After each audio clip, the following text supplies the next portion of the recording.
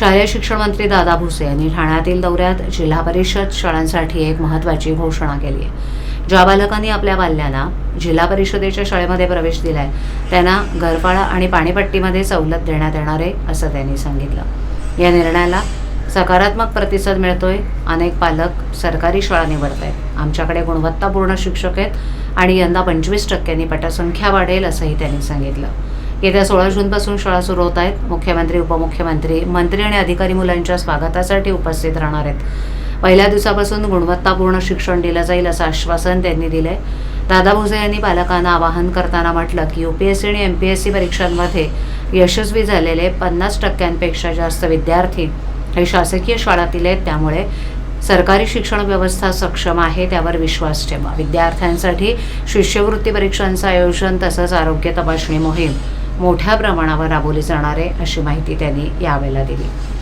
एक ग्रामपंचायतीने अतिशय सकारात्मक प्रतिसाद त्या ठिकाणी द्यायला घेतलेला आहे। काही ग्रामपंचायतींनी मग जे आपले पालक आपल्या पाल्यांना जिल्हा परिषदच्या शाळेत प्रवेश देतील त्यांचं घरपट्टी, पाणीपट्टी सूट देण्याचा निर्णय केलेला आहे। त्या सर्वांचा मी आभार व्यक्त करतो, त्यांचं अभिनंदन करतो। आपण जर बघितलं असेल तर शासनाच्या वतीने अनेक चांगल्या योजना शालेय शिक्षण विभाग, राज्य आणि केंद्र सरकारच्या माध्यमातून राबवले जातात।